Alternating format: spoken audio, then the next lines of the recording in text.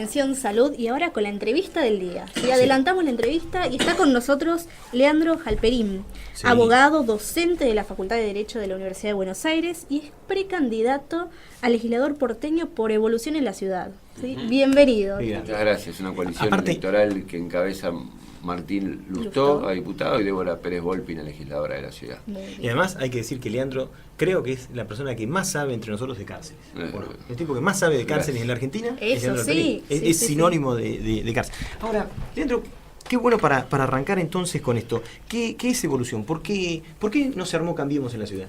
Bueno, no se armó Cambiemos porque el oficialismo de la ciudad, el PRO, decidió que el radicalismo no lo integre porque no le gustaba el candidato que el radicalismo tenía, que es Martín Lustó.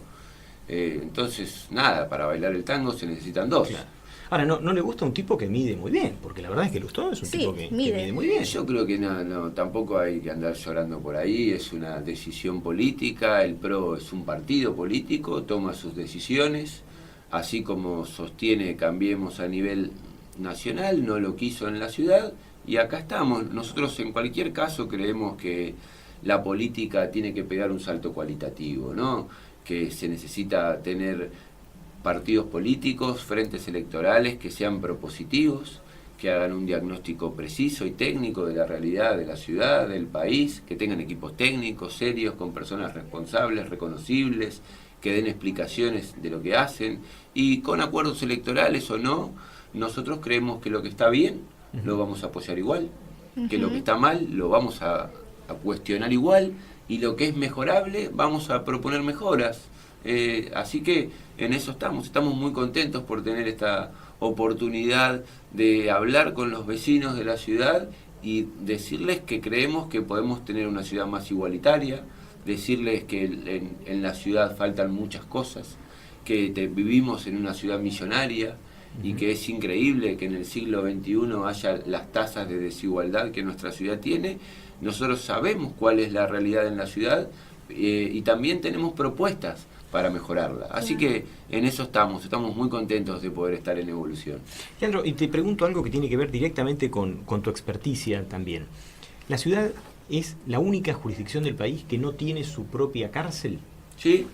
Es la única jurisdicción. ¿Y eso cómo lo ves vos? Bueno, tiene una explicación relativamente lógica, ¿no? En primer lugar, la autonomía de la ciudad es nueva, ¿no? Es post-reforma constitucional del 94.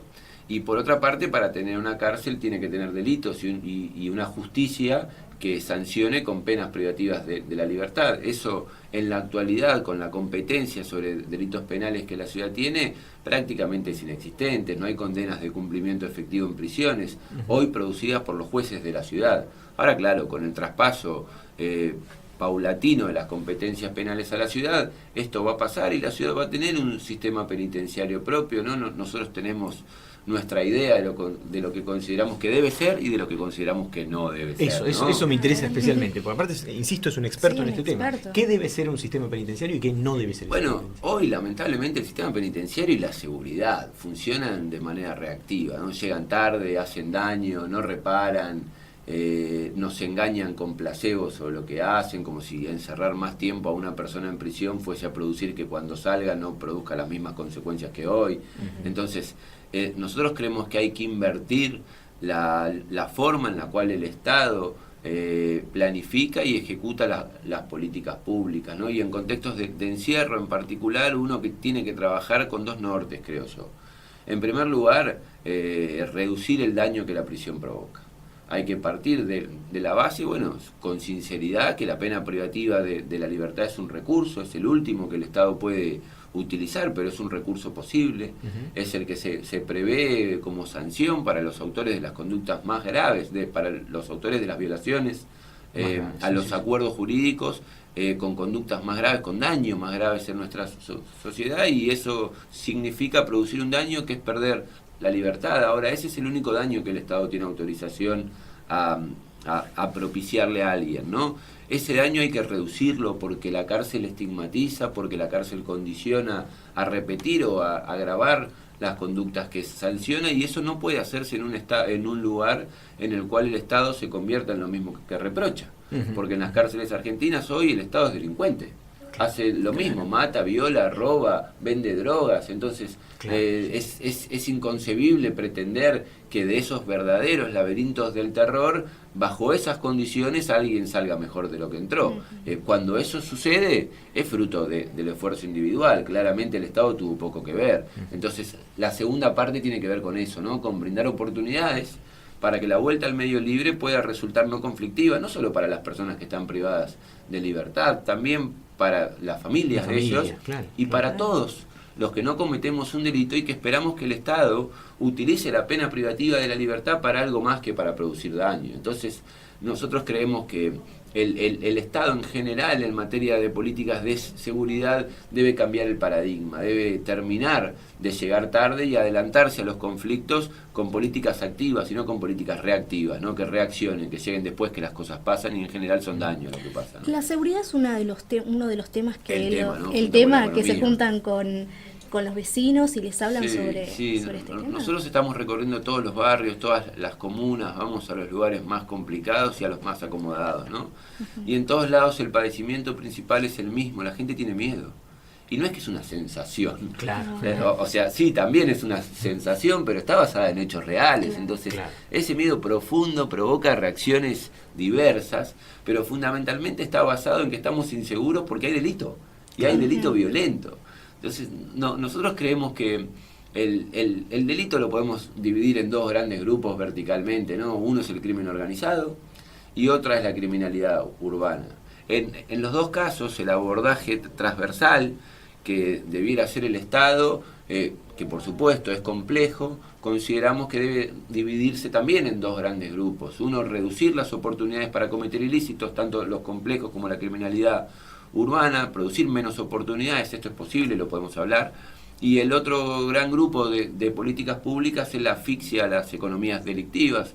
Nosotros entendemos que la mayoría de los... ¿Qué es? ¿Qué es una economía delictiva? ¿Ese concepto? El delito se nutre de ellas y va hacia ellas, ¿no? Hay que entender que cerca del 98% de los delitos que se producen en nuestro país tienen contenido patrimonial. Uno puede sacar de eso las amenazas, la violación, el homicidio, pero prácticamente en su totalidad los delitos que se cometen en nuestro país y en nuestra ciudad tienen como objetivo poder adquirir, poder tener acceso a un bien que pueda ser intercambiable por dinero o al dinero de manera concreta.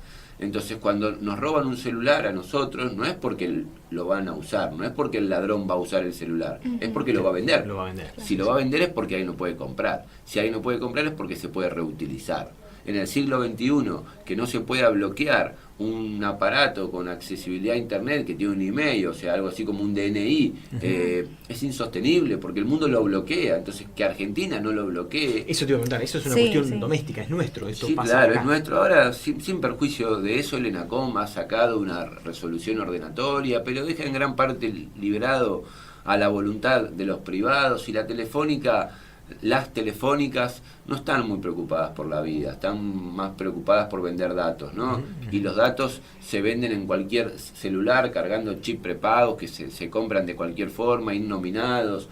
Nosotros creemos que hay que avanzar en las listas blancas, que hay que avanzar en la nominatividad y en la registración de los equipos y de las líneas de manera cruzada, con bases inteligentes, y que cuando uno denuncia la pérdida, el extravío o el robo de un teléfono celular, así como te bloquean la línea de manera automática, tienen que bloquear el email, que es el equipo, ¿no?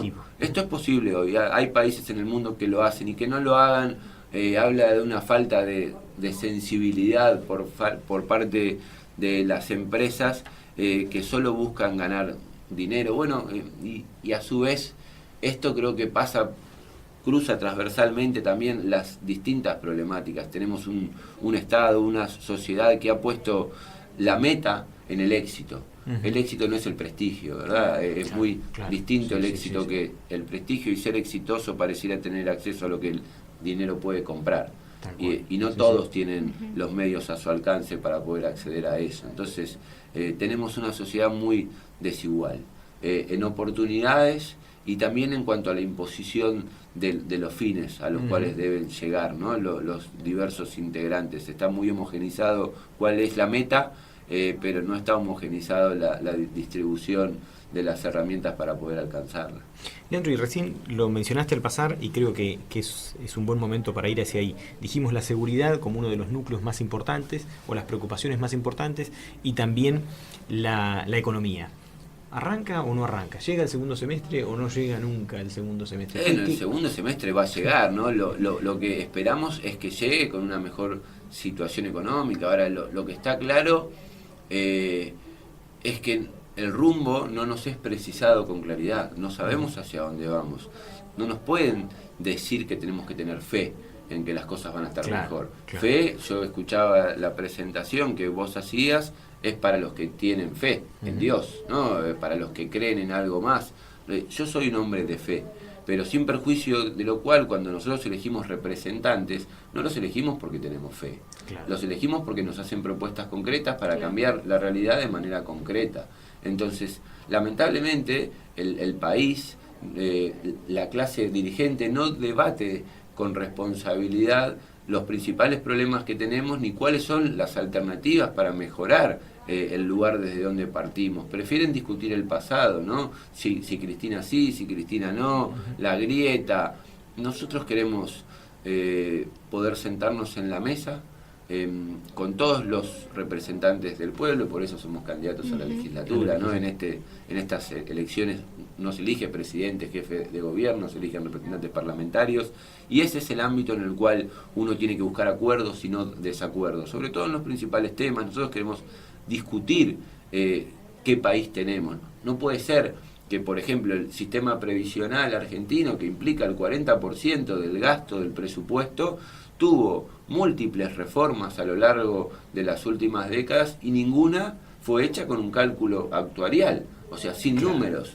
Parece que juegan a la piñata ciega, ¿no? Ese vendado que busca con un palo pegarle a una piñata. Bueno, no se puede así, no, es inconcebible que no discutamos seriamente de qué manera vamos a financiar a la tercera y a la cuarta edad con responsabilidad y con previsibilidad, ¿no? Y además un sistema que financian todos, porque hasta hace un tiempo solo los trabajadores activos y en blanco financiaban el sistema previsional. Hoy también se nutre del IVA, por lo tanto el que compra leche, aunque trabaje en negro, también financia el sistema previsional, y todos tenemos derecho a discutirlo, pero fundamentalmente tenemos derecho a saber por qué se hace una reforma. Y así como el sistema previsional, queremos discutir muchas otras cosas. A nivel local, en la ciudad, las prioridades. ¿Acceso a la vivienda? Bueno, debiera ser una de las prioridades. El otro día estaba en Ciudad Oculta, ¿no? Uno de los lugares más postergados que hay en nuestra ciudad. El sur de nuestra ciudad está postergado. Las cifras de desigualdad, o mejor dicho, las cifras demuestran palmariamente la desigualdad entre el sur y el norte de la ciudad. Las estadísticas indican que hay 7 veces más homicidios al sur de la autopista que al norte, que los chicos en esas zonas van promedio 10 años a la escuela, mientras que en el norte llegan a 16 años en la escuela, ¿no? Doble, ¿no? La expectativa de vida de un pibe en esa zona es de 35 años. Creen que no van a vivir más de 35 años. Y ¿sabes qué? Hay muchos que no llegan a los 35 años. Entonces, el otro día estábamos en Ciudad Oculta y ahí está el elefante blanco. Claro. Que lo van a tirar abajo ahora, ¿no? Y el gobierno quiere hacer un ministerio. Justo el de desarrollo social, que es el que más manifestaciones tiene, por ahí quieren hacerlo ahí para que no haya tantas marchas el 9 de julio. ¿Quién va a ir a la Ciudad Oculta, no? Bueno, yo voy a la Ciudad Oculta. Ahora, en ese lugar, en vez de un ministerio, dado la complejidad de las características de la vivienda en ese lugar, nosotros creemos que se debieran hacer viviendas, por ejemplo, ¿no? Que se debieran hacer centros culturales, que se urbanizar por ahí esas escuelas, ¿no? Que se integren. Mirá, en Mataderos hay un solo colegio secundario, ¿no? Para todo Mataderos. Para todo Mataderos, y Mataderos nutre a Lugano, claro, y a Liniers. Entonces, vos en la zona norte, en Palermo, por ejemplo, para llegar a una escuela primaria tenés que hacer 3-4 cuadras y te encontrás con una escuela primaria pública. En Lugano, para llegar a una escuela primaria tenés que hacer 10-15 cuadras, y ¿sabés qué pasa en esas 12 cuadras de diferencia de los pibes que viven en Lugano con lo que pasa en Palermo? Los roban, Elian. Claro. Los roban de ida y los roban de vuelta. Entonces, mirá, ahí está. Pensá esa mamá que por ahí va con 3-4 chiquitos, chao, carne de van solos a la escuela porque las mamás trabajan en esos lugares. La verdad es una realidad distinta, ¿no? Entonces, ahí vemos como el déficit de las políticas públicas en materia de por ejemplo, escuelas, impacta en otros aspectos como la seguridad. Claro, ¿no? claro. Entonces, nosotros creemos que en gran medida la criminalidad urbana es fruto de la desigualdad. No es que la explica, ¿verdad? Porque claro, sí, no se puede justificar el delito en la pobreza porque no es cierto, y eso no te explicaría un vudú, claro, un López, supuesto, claro, un Debido. claro, por supuesto. Pero en muchísimos casos evitaría conflictos el reducir notoriamente la desigualdad. Si nuestro país no lo pudiese hacer, bueno, vaya y pase, pero se acaban de anunciar que van a invertir 40 millones de dólares en peatonalizar Avenida Corrientes. Es importante eso. A lo mejor queda lindo, pero era prioritario. Claro. Claro. Nosotros creemos que no, entonces hablamos de cambiar las prioridades. Y el tema del uso del espacio público, ¿cómo se visualiza desde Evolución? Manteros, espacio público. Por ejemplo, Manteros, por ejemplo, el cuidacoches, bueno, tipo de algo con lo que coincidimos con el gobierno de la ciudad. Lo que sucedió, de hecho yo participé, fui subsecretario de Vinculación Ciudadana con la Seguridad hasta hace un mes y medio. Creemos en las políticas de Estado y en aportar equipos y propuestas cuando corresponde, ¿no? La ocupación ilegal del espacio público para ejercer una actividad comercial que además en ocasiones tiene trabajo esclavo, adulteración de marcas, pero que además perjudica a los comerciantes que trabajan en blanco, que alquilan, que pagan ABL, ingresos brutos. Es injusto, es ilegal y el Estado no puede permitirlo, claro. Cuando atrás de eso se esconde una necesidad, el Estado tiene que trabajar sobre esa necesidad. Entonces, en este caso, como 11, se hizo bien. Lo de 11 realmente es un claro, pero paradójico es también, ¿no? Porque CAME financió el subsidio de los trabajadores de 11, no el Estado. Entonces, el Estado se ocupó de utilizar el poder de policía para desalojar la calle. Bueno, corresponde, claro que corresponde. Pero es el Estado el que debiera haber integrado a esos trabajadores a ámbitos saludables o haberlo prevenido con políticas activas, ¿no? No podemos delegarle a los particulares, por más organizados que sean, que ocupen el rol indelegable del Estado. ¿Cómo visualizás el tema de la protesta social y los piquetes en la ciudad, que es realmente un tema para los que vivimos en la ciudad? Creo que hay que diferenciar con mucha claridad. No hay dudas que existen conflictos en nuestra sociedad y que visibilizarlos forma parte de los recursos que hay para resolver esos conflictos. Las manifestaciones son importantes, el derecho a manifestarse está contemplado en nuestra Constitución y el Estado tiene el deber de garantizarlo. En ocasiones esas manifestaciones, cuando son multitudinarias, ocasionan conflictos en la vía pública, como los cortes de calle por la cantidad de gente. Eso es una cosa.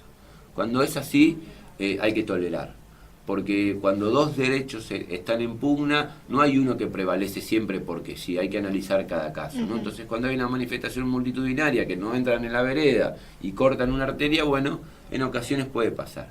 Distinto es el piquete, porque el piquete tiene como objetivo producir un daño para visibilizar un conflicto.